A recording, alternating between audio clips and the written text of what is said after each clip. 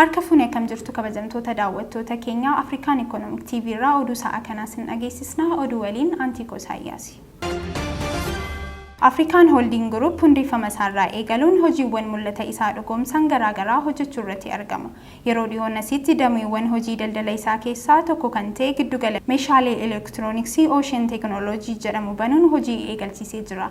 Lalisaa Alamuu dabalata qaba. Afrikaan Holding Group erga hundeeffame waggoonni lama lakkaawwamaniiru. Waggoota lama kana keessatti dhaabbata seenaa guddaa hojjetaatii jirudha. Hundeessaa fi hojii gaggeessaa olaanaan kaampaanii Afrikaa Holding Group Boordarajii Maamuyyee falaasama afoola Oromoo keessaati qunceen wal gargaartee arba ittisa jedhu fudhachuudhaan gara falaasama dinagdeetti jijjiiranii hojii gurguddaa ittiin hojjechuutti argamu. Sirna gadaa keessatti hojiin hawaasummaa fi dinagdee bu'uura sirnichaa akka ta'e Afrikaa Holding Group ammoo sirna kana hojiitti kudhaan yeroo ammaa kana hawaasummaa fi dinagdee irratti bobba'uun kaampaanii umurii isaan olitti bu'aa gurguddaa galmeessuu irratti argamudha. Afrikaan Holding Group hojiilee inni amma hojjetaatii jiru abbootii aksiyoonaa isaa daran garaa ga'uutti argama. Qormaanni kamiyyuu kan isa hin dhaabne Afrikaa Holding Group yeroo ammaa kana gufuuwwan isa dura tarreeffaman hunda cicciree milkaa'ina galmeessuu irratti argama. Ocean Technology magaalaa Finfinnee keessatti boolee bakka addaa Dambal jedhamee beekamu gamoo raayyummaa darbii lammaffaa irratti hojii eegalchiiseetii jira. Afrikaan Holding Group yeroo ammaa kana Ocean Technology meeshaalee akka mana keessatti itti fayyadamnu kanneen akka uffata miicuuf nu tajaajilan dilalleessitu walumaa gala meeshaalee elektirooniksii ammayyaa kan yeroon akka fayyadamnu nu dirqisiisan hedduu of keessatti qabatee jira. Abbootiin aksiyoonaa Afrikaa Holding Group carraa kanatti akka fayyadamaniif kaampaanii guddicha Afrikaa Afrikaan Holding Group abbootii aksiyoonaa isaatiif waamicha godhee jira. Gocha kaampaanii keessan irraa qabeenya keessan ofuma keessaniif bitadha. So kaampaaniin keessan tajaajila teknooloojii akkasii qabatee jiru bakka biraadhaa bittaniin fayyadamina. Kaampaanii keessan irraa qabeenya keessaniin fayyadamaa jechuun waamicha taasisuu irratti argama. Afrikaa Holding Group yeroodhaa yerootti hojiin hojjetaa jiru daran fooyyee ka agarsiisaa jiruu fi imala saffisa isaatiinis ammoo milkaa'ina gaggaarii argamsiisuu irratti argama. Geejjibni galaanaa fi loojistikii Itoophiyaa daldala ala ergii fi alaa galchuu si'ataa taasisuuf hojiin loojistikii hojjetamaa jiru cimee itti fufuu qaba jedhame. Siifan Kabbada dabalata qabdi. Geejjibni galaanaa fi loojistikii Itoophiyaa daldala ala ergii fi alaa galchii si'ataa fi qaqqabamaa taasisuuf hojii loojistikii hojjechaa jiru cimsee kan itti fufu ta'uu beeksisee jira. Kanaafis daandii buufata lafarraa Dirree Dawaa fi terminaala daandii ijoo magaalichaa wal quunnamsiisuu ijaaramuusaa fi ijaarsa daandii kanaafis doolaarri birrii miiliyoona 8 kan itti ba'e ta'uu himamee jira. Haaluma kanaan geejjiba galaanarraa fi loojistikii Itoophiyaa itti aanaa hojii gaggeessaa damee buufataa fi terminaala obbo Mirataa Abtakiluu akkasumas itti aanaa daayireektara damee fe'umsaa fi tajaajilaa obbo Siraaj Abdullaahii dabalatee hooggantoonni olaanaa bulchiinsa magaalaa Dirree Dawaa daandicha tajaajila eegalchiisanii jiru. Obbo Mirataa Abtakiluu wayita kan akka himanitti geejjibni galaanarraa fi loojistikii Itoophiyaa daldala ala ergii fi alaa galchii si'ataa taasisuuf hojiiwwan bu'aa olaanaa qaban hojjechaa jiru cimsee kan itti fufuu fi hojii kana milkeessuu keessatti gahee olaanaa kan qabu ijaarsa buufata lafarraa fi terminaalota biyyattii keessaa bakka barbaachisoo hundatti ijaaruun xiyyeeffannoo addaan hojjetamaa jiras jedhanii jiru. Kunis daandii dheerina kiiloomeetira 1.2 qabu kan har'a tajaajila kennuu eegale kun daandii ijoo fi naannawaa daldala bilisaa kan wal quunnamsiisu buufanni lafarraa fi terminaala tajaajila si'ataa akka kennan kan taasisudhas jedhanii jiru. Faawundeeshiniin Hacaaluu Hundeessaa badhaasa Hacaaluu Hundeessaa ilaalchisuun ibsa miidiyaaleef kennan. Badhaasni Hacaaluu waxabajjii 22 bara 2016 kan gaggeeffamu ta'us ibsamee jira. Dabalatii oduu kana Sanyii Cannaqaa kattaanutti isinii dhiyeessa. Baatiin waxabajjii dukkana qe'ee Oromootti guguuf hoomaan du'aa qe'ee Oromootti galee ture. Qeerransi qaroo sabaa Urriqqataan gaachana sabaa Hacaaluu Hundeessaa baatii kana keessa wareegame. Wareegama isaa booda hojii dhalootatti darbu hojjechuuf ashaaraa Hacaaluu itti fufsiisuuf awwaardiin Hacaaluu haadha warraa isaa Faantuu Damisee fi hiriyoota isaa akkasumas uummata Oromoon biqile. Kunoo waggaa 3ffaan badhaasa artist Hacaaluu Hundeessaa ammas ga'ee jira. Marsaa jalqabaa wareegama isaa waggaa 1ffaa sababeeffachuun hoteela intarnaashinaal Ililliitti gaggeeffame. Waggaa 2ffaan ammoo bara darbe hoteela Skylight'tti gaggeeffame. Bara kanas ammoo badhaasni Hacaaluu Hundeessaa waggaa waggaan gaggeeffamu aadeffatame kun waxabajjii 22 hoteela Skylight'tti gaggeeffama. Guyyaa Hacaaluun wareegame yaadachuu fi kaayyoo isaa itti fufsiisuuf badhaasa waggaa waggaan gaggeeffamu hojii walitti qabduun boordii faawundeeshinichaa aadde Faantuu Damisee ibsa miidiyaaleef kennanii jiru. Badhaasichi dameewwan 11 akka gaggeeffamus ibsan. Badhaasni Hacaaluu Hundeessaa damiilee 11 kan of keessaa qabu yoo ta'u isaanis albama waggaa, wallee waggaa, wallee aadaa, wallee ammayyaa, weellisaa cimaa waggaa, weellistuu cimtuu waggaa, weellistuu cimaa cimtuu haaraa yookaan baranoo, qindeessaa cimaa waggaa, viidiyoo sirba filatamaa waggaa kanaan kan badhaafamu daayiriktaraa, sinimaatoogiraafii filatamaa waggaa, keeroogiraafii cimaa yookaan cimtuu, akkasumas awaardiin kun yookaan badhaasni kun kan of keessatti qabatu muuziq keerii fi laayif taayimiidha. Sirboonni dorgommii kanaaf dhiyaatan bitootessa 22 2015 irraa kaasanii hanga bitootessa 21 2016tti kan bahanidha. Sirboonni kun walitti qabamanii yookaan immoo akkuma yeroo darbe beeksisaa turre warri galmaahanis jiru. Galmeedhaan qofaa otoo hin taane sirboonni bahan hundumtuu walitti qabamuu waan qabaniif qabamanii calalamanii ogeessaan laalamanii abbootii seeraatti darbu. Abbootiin seeraa qabxii edda kennanii booda gara badhaasa koree awaardii Hacaaluutti deebisaniitu sana booda amma kan irra jiru. Faawundeeshiniin Hacaaluu sagalee uummataa fi abbootii murtiitiin akka ifa ta'us seeramee jira. Filannoodhaaf warra dhiyaatan top 5 ummataaf ba'a jechuudha. Akkaataan qabxiin itti kennamu persentiin 10 ummataaf yoo ta'u achi keessatti persentii 90 fi persentii 100 kan kennamu jira.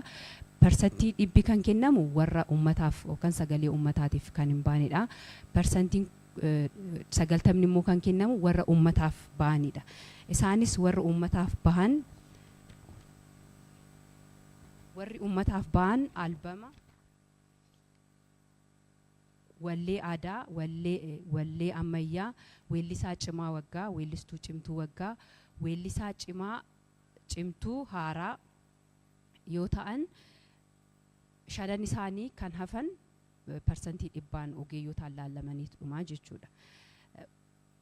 Faawundeeshiniin Hacaaluu Hundeessaa weebsaayitii irratti akkuma gadhiisaa jirutti isinis achi keessa galtanii akka warra dinqisiifattanii fi jaalattaniif sagalee keessan kennitan isiniin jenna. Badhaasni bara kanaa maaltu fooyya'ee maaltu jijjiirame kan jedhuu fi badhaasni barreen gaddaa 12 ture barana garuu 11dha. Kan walitti ida'aman jiru fakkeenyaaf weellisaa cimaa haaraa fi weellisaa cimtuun haaraan barreen gaddaa kophaa turanii barana garuu walitti ida'amaniiru. Akkasumas editingiin bahee sinimaatogiraafiin galeera jechuudha. Kan biraa weellistoota dura turan yookaan warra duraa wajjinii weellistoonni haaraan hin dorgomu. Barreen gaddaan dorgomni ture ko'umatti dorgomanii amma garuu walumatti qabamanii dorgomu jechuudha. Awaardiin keenya baranaa kan adeemsa akkuma beekamu waxabajjii 22 yookaan juun 29 wareegamuu hacee keenya sababeeffachuudhaan kan gaggeeffamudha. Galmisaas asuma iskaaylaayitii isa durii irratti jechuudha. Artist Elemoo Alii namoota ibsa miidiyaaf kennan keessaa tokko yoo ta'u, faawundeeshinii Hacaaluu fi awaardii kana uummatni jabeessuu qaqqamu dhaamee jira. Guddoo wanni isinillee yaadachiisu Dr. Ali Birraan maal jee gadda keessa booyaan daa'imman ifa silaa qabaachuu qabnu dhabnee jecha cimaadha. Isarratti waan aartii amma faawundeeshina Hacaaluu Hundeessaa bira dabree awaardiidhaan dhala fuuldura dhuftu xiqqaa guddatu bira dhaabbatanii gargaaruu irratti xiyyeeffatee fedhasaa sun guutuudhaaf jaarmeenni kunillee ijaarame galatoomii haadha warra isaatiin jechuu kooti. Akkanatti wanni kun cimee itti fufee hoggaa afuraffaasaa har'aan tana kabajuudhaaf galatoomaa daa'imni yookaan kanneen taayilantii qabdan hundi warreen waan kanarratti hirmaattan hiree gaariin isinii hawwaa awaardii kanarratti fayyaa ta'aa baganuu wajji hirmaattanii. Dabalataan artistii Hawwii Tazarraa gootummaa Hacaaluu yaadachiisuuf xiiqii fi kutannoo Hacaaluu itti fufsiisuuf awaardii kana miidhagsuu qabnas jetteetti. Dannoo waggaa afuraffaa kana yeroo kabajnu awaardii waggaa sadaffaa kana yeroo kabajnu Hacaaluun goota akka ta'ee fi goota onneen ibiddaa akka ta'e of keessatti yaada miiraan guutamnee kabajuu qabna. Afuraffaattis waggaa 3 darban kana boo'ichaanii kan dabarsine hundi keenya bu'aa gaddaanii kan dabarsine amma booda garuu faawundeeshiniin Hacaaluu kuni sirriitti cimee akka addunyaa irratti yookaan Hacaaluun goota onnee ibiddaa kaayyoo guddaa tokko qabatee karaatti nu jalaa hafee kaayyoo inni nu gatee darbe sana immoo nuti galmaan geenyee mul'ata inni qabatee ka'ee sana kaayyoon ga'uuf hundi keenyayyuu humnaanis haa ta'u maallaqaanis haa ta'u beeksisuunis haa ta'u ifaajuudhaan kaayyoo inni wareegameef sana galmaan yaa geenyuun jedha. Dorgomtoota awwaardii Hacaaluu carraa gaariin isin hawwa. Oduu biyya laatiin immoo Poolisiin Federaalaa Itoophiyaa Kolleejjii Waraana Poolisii Rippaabilika Federaalaa Naayijeeriyaa waliin muuxannoo wal jijjiiraa jira. Sagantichi mata duree damee albuuda eeguun nageenya biyyaalessaa cimaaf jedhuun gaggeeffamaa jira. Koomishinarri Koomishinii Poolisii Federaalaa Jeneraal Dammallaash Gamra Mikaa'el sagantaa muuxannoo wal jijjiiruu kanarratti Itoophiyaan albuuda hedduu qabaachuu dubbatanii jiru. Imaammannii fi qajeelfamni mootummaa fooyya'uun misoomaaf humna olaanaa uumuus dubbatanii jiru. Kanaafis Itoophiyaan abbootii qabeenyaa biyya keessaa fi idil-addunyaa albuuda misoomaa fi oomishaaf mijatu taasisuu ibsa taasisanii jiru. Kana irratti saamichaa fi daddabarsa seeraan alaa qabeenya albuudaa irratti raawwatu ibsuun nageenya biyyaaf murteessaa ta'uu himuun ragaan poolisii federaalaa irraa argame ni mul'isa. Oduu ispoortiitiin immoo dorgommiin waancaa Awurooppaa marsaa 17ffaa bara 2014 Jarman qopheessite har'a eegala. Dabalata oduu kana Dibaabaa Qajeelaa akka taanutti qindeesseera. Barrisaa bara 1960tti ture tokko jedhee qopheessummaa Faransaayin kan eegale kunoo deemee waggaa 64ffaa marsaa 17ffaa isaa irra ga'ee argama. Erga dorgommiin kun eegalee wantoota adda addaan dabalamuun baraan bara irra lufee bara kana qaqqabeetii argama. Haa ta'utii garuu qopheessummaa Faransaayin kan eegale waancaan Awurooppaa kun hanga ammaa kanatti biyyooti waancaa kana qopheessanii waancicha injifachuu danda'an 3 qofa. Isaanis Ispeen bara 1964tti waancaa ofii qopheessitee yeroo jalqabaaf manatti kan hambifatte. Inni lammataa ammoo bara 1968 Itaaliin kan qopheessite ture. Itaaliinis akkuma Ispeen waancicha kan injifatte. Kana malees isa sadaffaa bara 1984 Faransaay qopheessite amaamota manatti waammattee waancicha akka miidhagsaniif taasistee manatti kan hambifatte. Erga bara kanaatii waggoonni 40moonni lakkaa'amanii darbaniiru. Garuu biyyoonni seenaa kana irra deebi'an homaa hin argamne. Biyyoonni 24 biyyoota Awurooppaa adda addaa irraa walitti dhufuun ramaddii 6 jalatti qoqqoodamuun waancaa kana ni hirmaatu. Haaluma kanaan biyyoonni 24 dorgommichaaf Jarman seenuun achitti argamu. Dorgommii waancaa Awurooppaa kun waxabajji 7 akka lakkoofsa biyyattiitti dirree Baayern Munich Allianz Arena irratti eegalee adoolessa 7 dirree Borussia Dortmund Signal Iduna Parkitti ni xumurama.